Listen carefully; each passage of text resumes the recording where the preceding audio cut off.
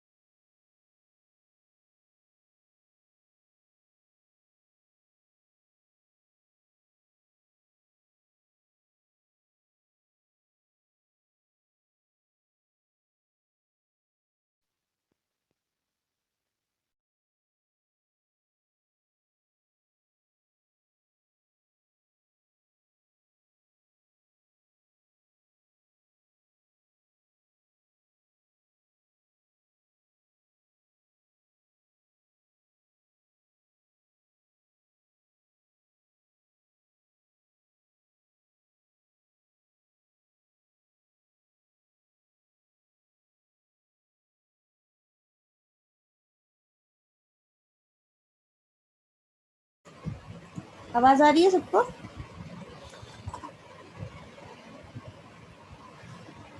Guys, आवाज आ रही है? Yes ma'am. Yes ma'am. Shall we start now? Yes ma'am. Last lecture में हम लोग हॉटस्पॉट्स की बात कर रहे थे यार, हम लोग बायोडाइवर्सिटी कर रहे थे, याद है ना? Yes ma'am. तो अराउंड द वर्ल्ड 1000 ऐसे रीजन्स हैं जिनको इको रीजन्स में डिवाइड किया गया है। इको रीजन्स मतलब इको। हाँ, इको रीजन्स मतलब जहाँ प्लांट या एनिमल की स्पीशीज बहुत ज्यादा है, बहुत डाइवर्स है और बहुत रिच है। ठीक है, उसमें से 200 ऐसे हैं जिनमें रेयर टू रेयर स्पीशीज भी देखी जाती है। ठीक है, जिसको ग्लोबल 200 कहते हैं। क्लियर? Yes ma'am. इसको ग्लोबल 200 कहते हैं। इसमें 5000 50,000 ऐसी स्पीशीज है प्लांट की जो एंडेमिक है, जो केवल उसी रीजन में पाई जाती है। ठीक है, यस मैम। तो मेजर अगर हम हॉटस्पॉट्स की बात करें तो around the world there are 18 major hotspots, 18, ठीक है। ओके। अगर हम अपने कंट्री की बात करें तो हमारे कंट्री में 3 हॉटस्पॉट हैं, Andaman and Nicobar islands, North East and Western Ghats, ठीक है। Ma'am North East and Western Ghats are very rich in plant varieties, ठीक है, बायो रिचनेस वहाँ बहुत ज़्यादा है। And we talk about the Andaman and Nicobar island, वहाँ पे फ्लावरिंग प्लांट की जो स्पीशीज है वो बहुत ज़्यादा है, इट इज़ अराउंड 2200, ठीक है। तो उसकी स्पीशीज वहाँ बहुत ज़्यादा है। नॉर्थ ईस्टर्न स्टेट में 1500 ऐसे प्लांट स्पीशीज हैं जो सिर्फ नॉर्थ ईस्ट में ही पाए जाते हैं और कहीं नहीं पाए जाते, ठीक है। और वेस्टर्न घाट की अगर बात करें तो रेप्टाइल्स, एम्फीबियंस ऐसे हैं जो वहाँ पे ही सिर्फ पाए जाते हैं और कहीं नहीं पाए जाते। इसीलिए इन 3 रीजन्स को हॉटस्पॉट ऑफ द इंडिया में डिवाइड किया गया है, ठीक है। Apart from this, Andaman and Nicobar island किस लिए फेमस है? Because of coral reefs. Coral reefs क्या होते हैं? जो समंदर के अंदर पाए जाते हैं, right. Clear guys? Yes ma'am. कोई डाउट इतनी दूर? No ma'am. Next will talk what are the major threats. Biodiversity को मेजर थ्रेट्स क्या क्या है? बायोडाइवर्सिटी को मेजर खतरा किससे किससे है? किसी को पता है क्या है मेजर थ्रेट्स बायोडाइवर्सिटी के? मेजर खतरा किससे है बायोडाइवर्सिटी को?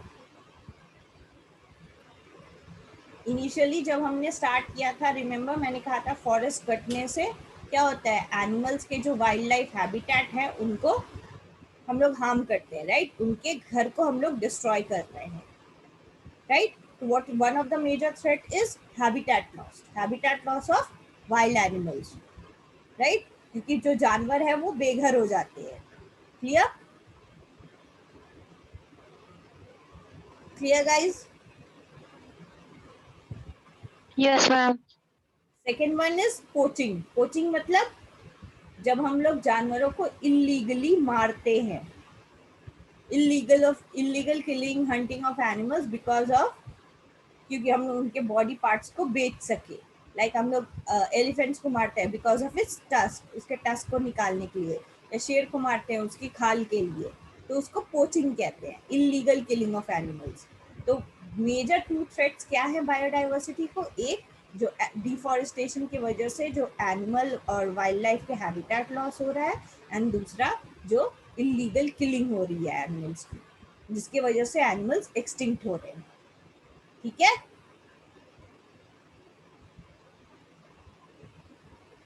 Clear guys? Yes ma'am. अगर हम Yes, लोग ma'am. प्रेजेंट सिचुएशन की बात करें तो साइंटिस्ट ने एक एस्टिमेट किया है कि अगर इसी तरह चलता रहा, इसी तरह स्पीशीज एक्सटिंक्ट होते रहे, तो approximately 10 million species will get extinct by the year 2050, ठीक है। 2050 तक 10 मिलियन स्पीशीज एलिमिनेट हो जाएंगे, which is approximately 25% of the world species will get extinct, mainly the wildlife, plant and animal species, ठीक है। अगर हम लोग हर ईयर की वजह से हिसाब से डिस्क्राइब करें तो रेट क्या होगा? 10,000 to 20,000 per year they will get eliminated or extinct. Clear guys? कुछ पूछना है?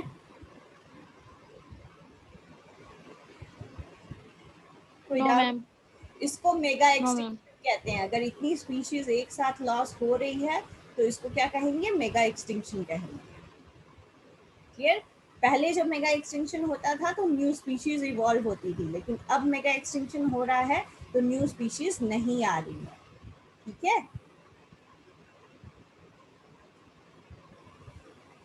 राहुल, हिमांशी, अमन, आवाज आ रही है ना? Yes, ma'am. Yes ma'am. कोई डाउट गाइस इतनी दूर? No, ma'am. ओके। अब एक और है, याद है जब मैंने ग्रासलैंड इकोसिस्टम पढ़ाया था, मैंने उन लोगों को पढ़ाया था कि लोग शिप्स वगैरह जो रखते हैं उन लोगों को चारा चाहिए होता है, तो वो लोग पैस्चर लैंड में जाते हैं चरने के लिए, राइट, घास वगैरह खाने के लिए, याद है? अगर आप ग्रेजिंग, अगर आप लाइफ स्टॉक रख रहे हो, whether it is cow, whether it is ship etcetera, तो उसको एक पैस्चर लैंड चाहिए, राइट, जहाँ पे वो जाके ग्रेज कर सके, खा सके, right? Clear guys? Yes ma'am.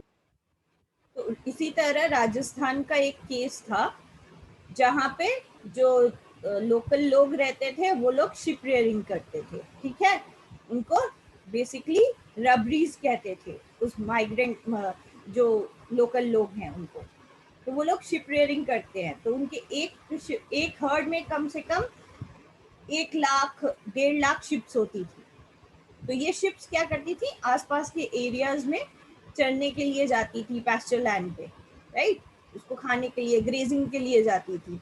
And as a result क्या हुआ, आसपास के जो पैस्चर लैंड्स थे उनमें इतना प्रेशर पड़ा कि वो सारे ग्रीनरी खत्म हो गई वहां, because of the grazing.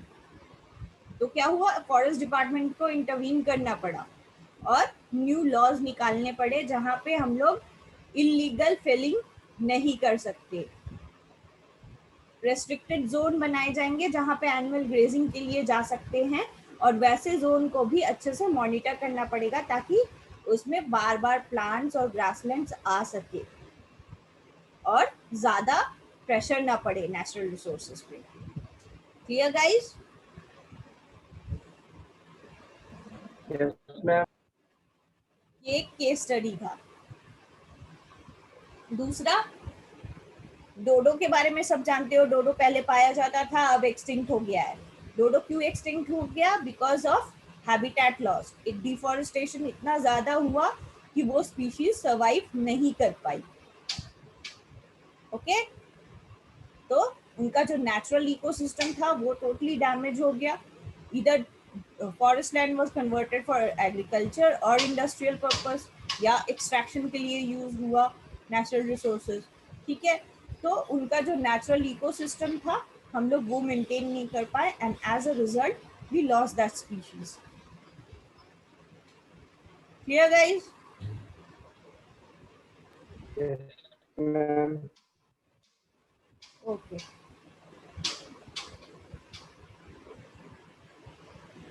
Next we are going to talk about endangered and endemic species. इसके पहले राइट ऑफ स्पीशीज क्या है?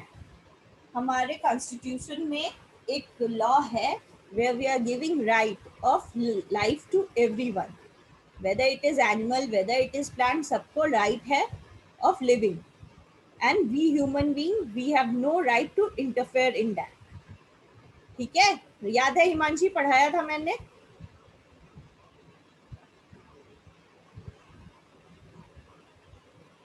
तुम लोगों को आवाज आ रही है ना?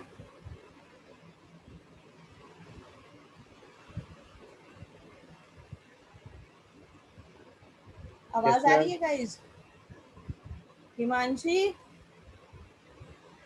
दोनों Himanshi, Rahul, Aman? Hello ma'am. Hello ma'am. हाँ थी। Yes ma'am. याद है मैंने तुम्हें एक बार लॉज में पढ़ाया था कि हम लोग ह्यूमन बींग्स, हम हमारे या कोई भी हो, सबके पास राइट है, right to live, whether it is plant, yes whether ma'am. it is animal, and we human beings we can't interfere in their matters, right? हमें उल्टा उनकी यस मैम। रिस्पॉन्सिबिलिटी लेनी है ताकि वो लोग सर्वाइव कर सके, और हमें इस प्लैनेट को उनके साथ शेयर करना है, right, which is our moral yes ma'am. Action. ठीक है, मॉरली हमें उन्हें सपोर्ट करना है। अगर हम मॉरली सपोर्ट नहीं करेंगे तो it will lead to extinction of species. Next will talk about endangered and endemic species. Endangered species क्या है? Any idea?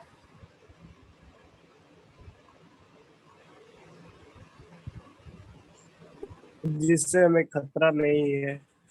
जिससे, क्या बोल रहे हो राहुल? जिससे में खतरा ना हो।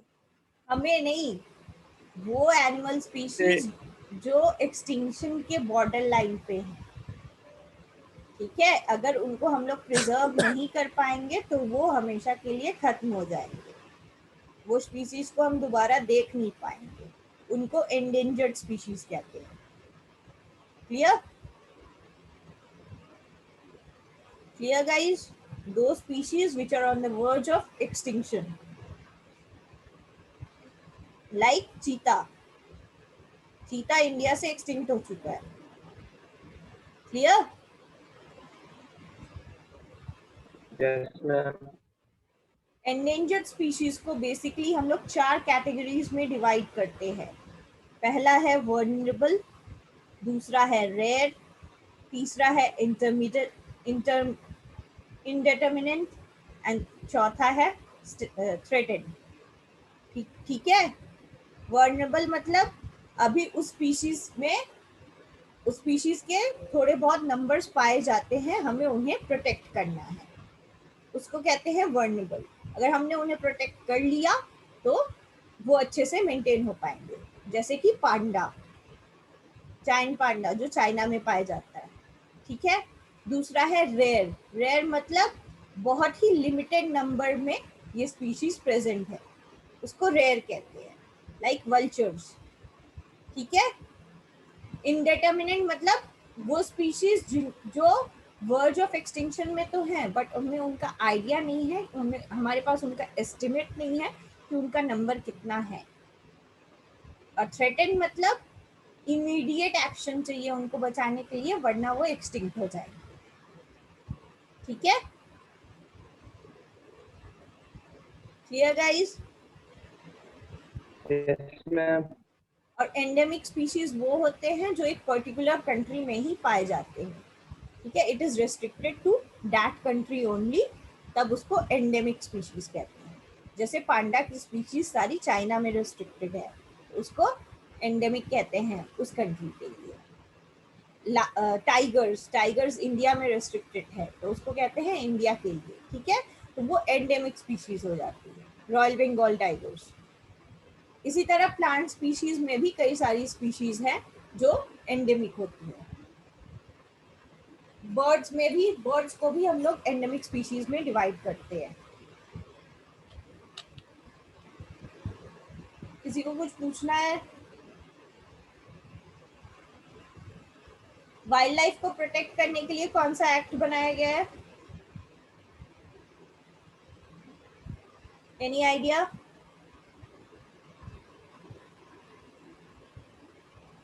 Any idea guys, wild life को प्रोटेक्ट करने के लिए कौन सा एक्ट बनाया गया है?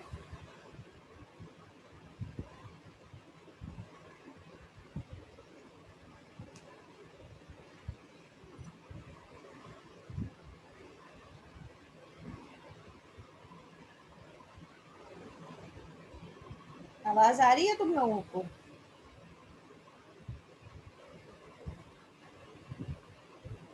हाँ? Yes, ma'am. वाइल्ड लाइफ को प्रोटेक्ट करने के लिए कौन सा एक्ट बनाया गया है? 1972. एक्ट का नाम क्या था?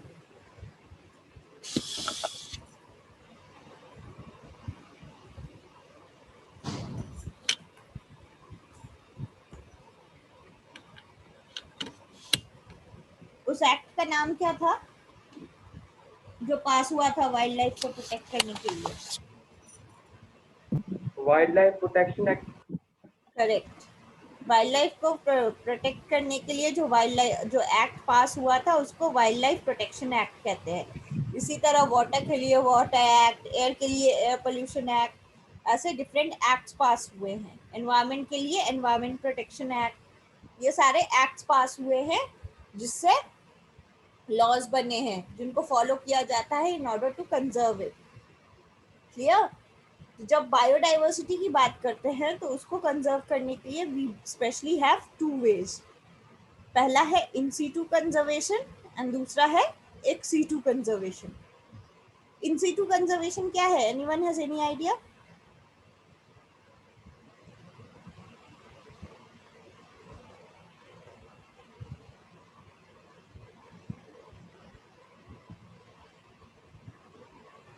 कोई आइडिया इन सीटू कंजर्वेशन क्या है?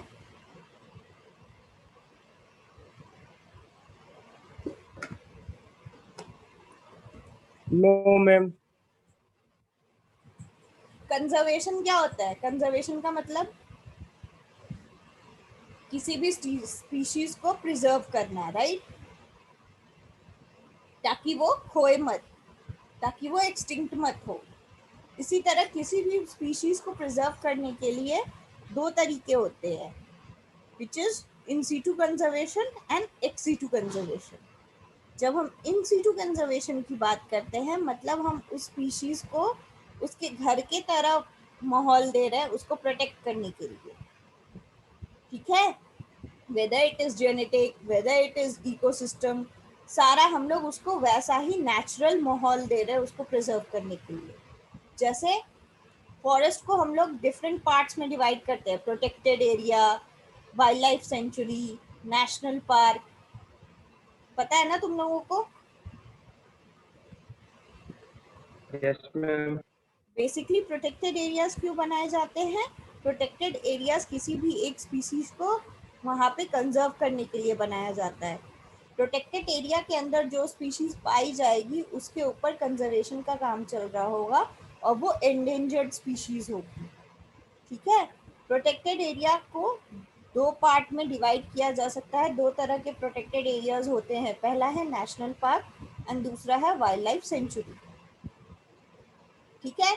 दोनों ही वाइल्ड लाइफ को प्रिजर्व करने के लिए, लाइक टाइगर्स, लायंस, एलिफेंट्स, इन सबको प्रिजर्व करने के लिए बनाए गए हैं, जहाँ पे उनकी बायोलॉजिकल डाइवर्सिटी मेंटेन हो सके। Clear guys?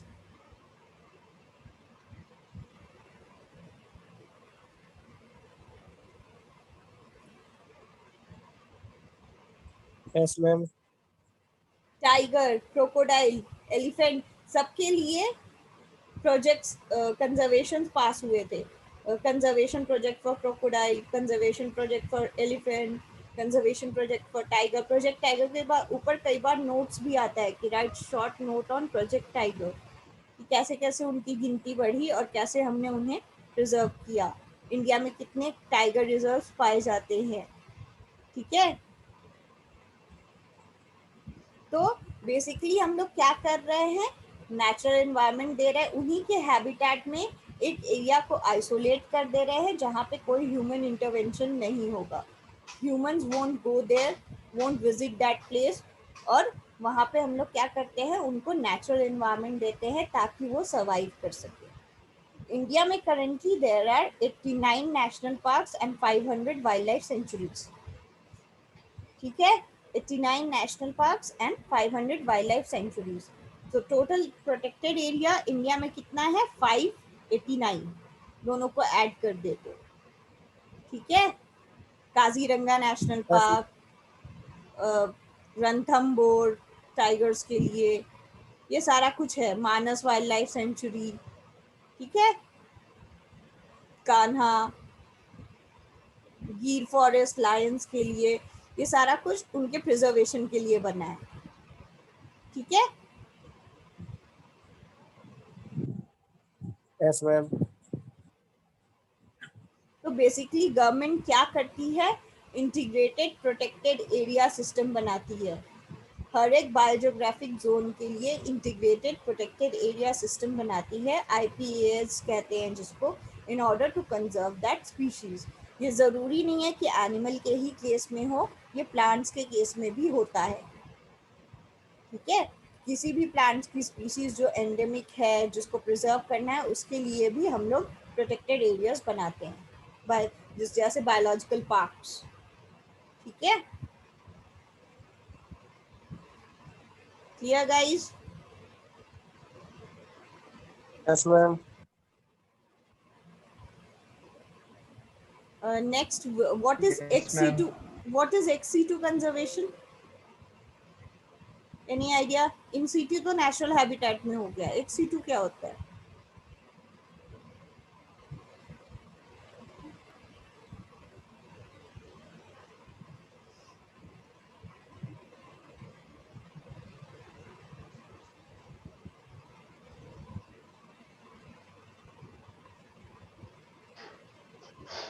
मैम मैन पता मेड हाँ जी, ma'am man made conservation exactly, ex situ is man made. Even in situ भी मैन मेड है, बट उसके नेचुरल हैबिटेट में हम लोग उसको रख रहे हैं। एक्सीटू में हम लोग क्या कर रहे हैं, उसके जीन्स को प्रिजर्व कर रहे हैं, जीन बैंक में जर्म प्लाज्म को प्रोटेक्ट कर रहे हैं, तो इसको एक्सीटू कहते हैं। यहाँ पे हम लोग उनको उनके नेचुरल हैबिटेट में ना प्रिजर्व करके उस स्पीशीज के जीन्स को कैसे प्रिजर्व कर रहे हैं, केयरफुली कंट्रोल्ड एनवायरनमेंट में कैसे उनको रख रहे हैं, वो है एक्सीटू कंजर्वेशन। जैसे जीन बैंक हो गया, क्रॉप्स के लिए जो सीड बैंक्स हो गए, जहाँ पे हम लोग क्रॉप्स की सीड वैरायटीज को प्रोटेक्ट करते हैं, राइट? Clear guys? तो यहाँ पे हम लोग क्या करते हैं, वो एनिमल्स जो on the verge of extinction है, उसकी एक ब्रीड से हम लोग जीन्स को लेके उन जीन्स को प्रिजर्व कर लेते हैं, ठीक है? और उसके बाद बायोटेक्नोलॉजी के थ्रू हम लोग उस स्पीशीज को जेनेटिकली फिर से बना सकते हैं, राइट? ब्रीडिंग के थ्रू, आर्टिफिशियल ब्रीडिंग टेक्निक्स को लेके। Clear guys? मैम बेसिकली हम लोग यहाँ पे Yes, ma'am. स्टडी करें कि वो स्पीशीज एक्सटिंक्ट होने वाली है, क्योंकि नेचुरली वो लोग एक न्यू जनरेशन को नहीं दे पा रहे due to some reason, whatever the reason may be. तो बेसिकली उनके जीन्स को हम लोग प्रोटेक्ट करते हैं, क्रॉस ब्रीडिंग करते हैं और उस स्पीशीज को सर्वाइव करने में मदद करते हैं, ऑफस्प्रिंग्स बनाते हैं उसमें। तो basically it is through human interventions, breeding programmes. Clear guys? Specially Yes, ma'am. Crocodiles के लिए ये बहुत ही किया गया है, एक्सीटू कंजर्वेशन बहुत ज़्यादा किया गया है फॉर द क्रोकोडाइल्स, ओके? उनके ब्रीड्स को बनाने के लिए, डियर के ब्रीड्स को बनाने के लिए, apart from that crop varieties ऐसे हैं जिनको बनाने के लिए, ठीक है? कल्टीवर्स, लाइफ स्टॉक वैरायटीज ऐसे हैं जिनको बनाने के लिए, इन सब को बनाने के लिए ये जीन बैंक्स बहुत ज़्यादा यूज हुए हैं, क्रॉस ब्रीडिंग यूज की गई है।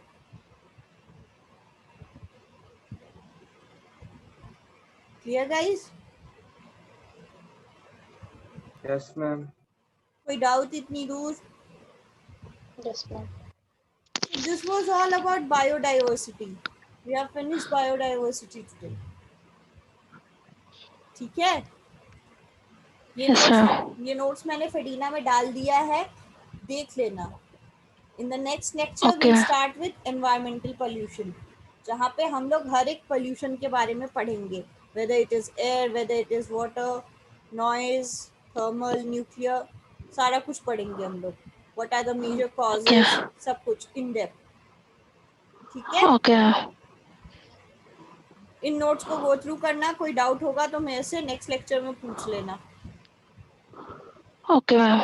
ये लेक्चर अभी खत्म होना है, time is running out. Tomorrow BMLS कल लेक्चर है एनाटॉमी का, सुबह 10:30 बजे।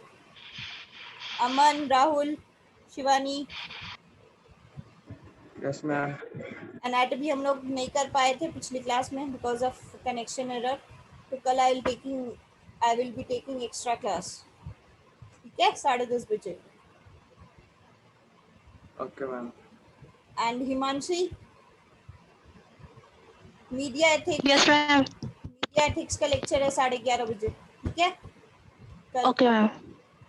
Okay? So be present, Okay, ma'am.